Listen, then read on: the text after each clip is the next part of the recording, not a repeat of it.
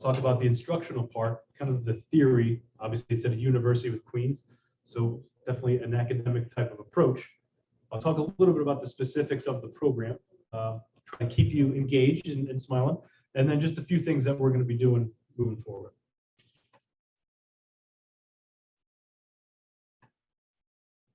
I love quotes. I know many of you guys do too. So what you do has far greater impact than what you say.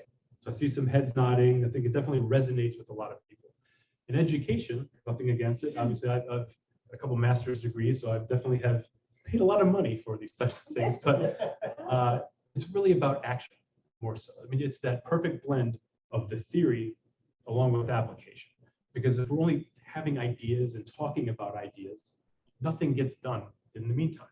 So that other component, the action aspect, making it practical, is so crucial.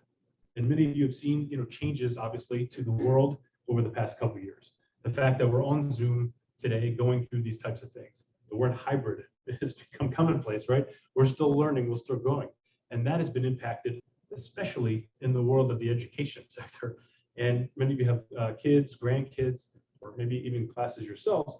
And it is completely a different dynamic in how the delivery is done, but also the concepts and also what we're going to be doing about it and how we can then stay nimble and continue to build new foundations for the future. So it's not just about what we say or what we talk. It's not just the research. It's about how we apply it to the actual challenges that we're facing today. So real quick about the instructional philosophy. I'm not going to bore you too much, but this is one of my favorite quotes too, and then I'll talk a little bit about what they are. So in times of drastic change, it's the learners who inherit the future. The learned find themselves equipped to live in a world that no longer exists. So in the old institutions, it's here we go. Here is what you can learn. Here's the book, read it. But now it's about learning as you go. It's experiential. And a word that I like to use is it's emergent. You learn kind of like that virtual hitchhiking scenario where you learn and then apply. You learn and then apply. And Queens has been on the forefront of a lot of this right now. It's a tough thing because many institutions, obviously their revenues and their tradition is based on a certain thing. So sometimes it does take a little bit to step back and to really change the way they think and to be bold to actually launch or deploy new solutions in that space. So for this Advanced Leadership for Social Impact program, this has been something in the works for a couple of years. So even before I got involved in the March timeframe. And what they wanted to do is apply new things to novel thinking. So we have to do some things differently. The problems that we're facing, as we all know, even from this past year with the Rotary Club, are changing. It's different. We can't apply the same solutions and expect a different result. So the flow of this program is actually made up of three things. Discovery phase, where we're really looking to then explore the full scope of possibilities, understanding specific problems. And then the next two phases are into the design and then delivery, where we're really going to be focusing on a proposal part of it, where you can really narrow what we're going to be doing, and then also execution. That applicability, that actual action component, where in a lot of educational components or programs, that doesn't exist. We're teaching you, and then kind of like good luck in putting it out there. But now this is actually a core part of the future. Yep. So how does this work in actual practicality? So what we're looking at, instead of just like a semester and some of the old ways, it's creation of mindsets. So as I mentioned, it's discovery, design, and delivery that hopefully will elicit certain things in your mind or emotions so you feel that. And really with the discovery phase, what we're going to be doing, and I'll talk a little bit about this in a second, but there's going to be exploring the scope of some of the challenges that are being faced. There's going to be a couple challenges that are going to be put forth for the cohort. And then they're going to be utilizing research, community engagement, as well as then some connections with businesses as well, to then finally understand the specifics of the project, leading to the design aspect. They'll work together. They're going to continue to design an actual proposal about what they will be doing to address that specific social challenge. And then the last component, it's all about delivery. It's about action. They're going to be putting together an actual pilot program to deploy that proposal and then it'll culminate in an actual white paper. So there's going to be actually an academic component as well to show and talk about what those results actually were for the overall cohort. Again, in many different programs that we research with Harvard, Stanford, Notre Dame, some of these, it's for a mid to later career type professional. It was about an individual passion project. And that person had something that was near and dear to their heart, which is fantastic. But the capstone, the whole thing was based on their individual desire. One of the differentiations of this program is it's about a collective. It's about thinking together, working together towards common goals. And then there's a couple projects that I'll mention in a few minutes that the community will be working together to actually drive and move forward. So that's something that's a lot different than a lot of these other programs that are out there today. Okay, so a little bit of the nuts and bolts here. One of the thinkings, it's not necessarily just a program, it's a fellowship. What we want is this to be continual. It's not going to be just, you go through, you get your certificate, thanks so much, and then you're gone. You're just now switched over to an alumni status, and there's nothing there. There's more passing of baton, there's more engagement, there's many different things. So the program actually lasts for 1 year. There's 4 residencies that'll be here in Kingston. And then the rest is actually going to be a hybrid of online learning and a couple other different mechanisms. The cohort for the first year, we're targeting under 10 people to start, to learn, to iterate, just in that kind of innovative mindset. And then from there, we're going to continue to build up to about 25 people or so as we continue to grow the program. As I mentioned, it's for mid to senior level professionals. We want people that have leadership expertise that can really get things done. I've had some conversations with Alicia in the past about this type of thing too. We want the concepts, the right theory. We're going to be bringing a diverse group of people together. Actually, 30% of the cohort will be actually sponsored. It won't be a scholarship per se because there's no degree to it, but they will be fully funded to then be a part of it, because we want the right balance, the right mix of talent and unique skills to actually make a difference. And then, as I mentioned, we'll have 2 identified projects that will go through that phases together. So discovery, design, and then lastly, delivery. This might be a little tough to see, but you can see some of the curriculum that is currently out there at this point in time. So each of the different phases will have specific courses, some that will be in person, as I mentioned in the residency, and there's going to be others that are online. It'll be a complete blend of Queen's University professors, external practitioners that have that subject matter expertise, as well as some other external professors as well. So we wanted to create a great blend of information. And we don't want it to be one-sided. It's going to be very diverse so that people can learn from each other. There'll be peer coaching throughout each of the different sessions so that there's engagement with each of the different individuals.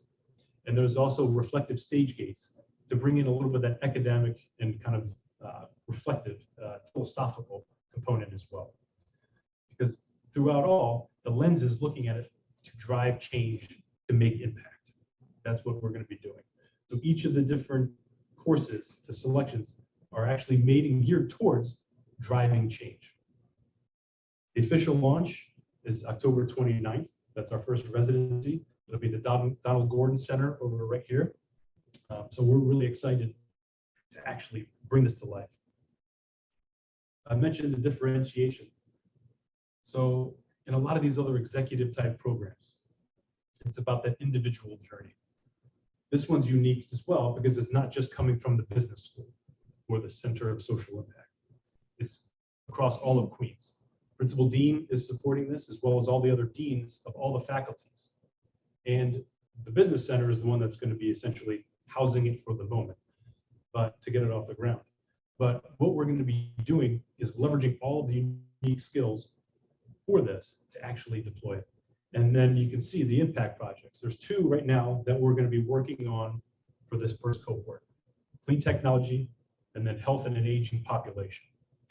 So that's been kind of picked because of research that currently exists from Queen's professors that we have institutional or municipal type of partnerships that are going to be available, and then also some business partnerships as well.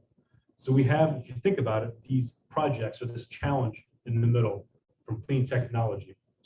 And then we're able to then partner with the city of Kingston to then help drive certain initiatives. There's some business partners, potentially KPM, which is another local organization that will be a partner to what we're driving.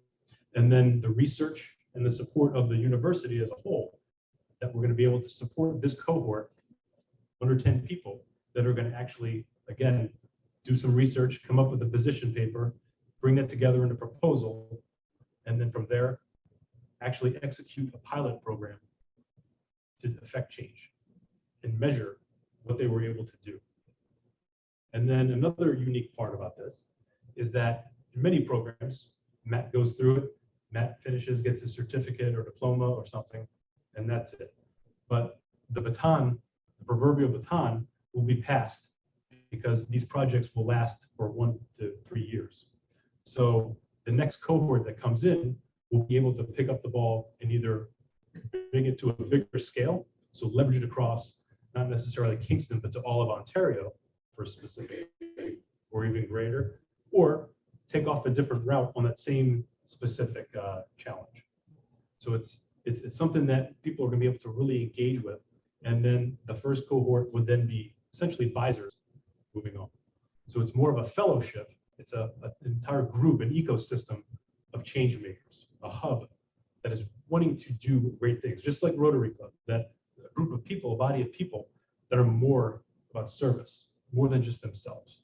So what we're trying to do is bring that same type of mentality to life in an institutional setting. All right, some of the key next steps, and I'll open it up for some questions and discussion. But right now it's been, like I said, in the works for a couple years. I'm kind of playing a role of more of a project lead, project manager to kind of get things off the ground. You've got, again, if it's cross university, all of Queens, you've got a lot of people, a lot of hands in the pot, a lot of ideas. And in many cases, sometimes faculty has amazing ideas in theory, but we need to actually start to move some things forward. So our website is going to be live in first week of July. We're going to begin kind of our outreach program and marketing this to that mid-tier to senior level professionals, the mid part of July. We're building up a co-creation session to look for an advisory council and committee that can help us to continue to innovate and drive this program forward as the years progress. So that'll take place at the Donald Gordon Center at the end of July. And then from there, we're just going to continue to put the fine-tooth comb to everything and then launch in October. As I mentioned, we're looking for about 5 to 10 people at this point in time. It doesn't have to be local here to Kingston. As I mentioned, it's kind of residencies, but we want people that care, people that are driving change and then aren't afraid to roll up their sleeves, and have that leadership experience that can then bring together the best parts of themselves, society, and one another.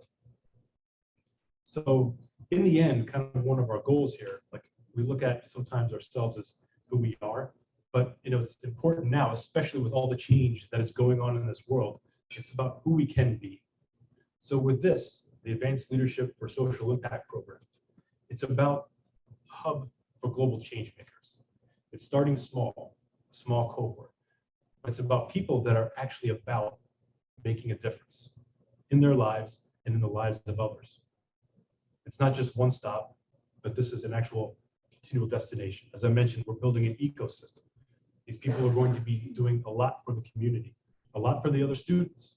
They'll be engaging in, as I mentioned, Michael does a lot of the events. They're going to be doing a lot of participation in the events, being speakers, talking about some of the challenges that they faced. We're going to tell the story over video and kind of like a docu-series type of engagement and other things to show that anything is possible when we work together. So as I mentioned here, it's changing the world one cause, one project, one life at a time. So right here too, you can never have an impact on society if you have not changed yourself. Nelson Mandela, South Africa, right there too. So, and that's so true. When you start to unlock it in here, there's anything possible out there. So thanks, everyone.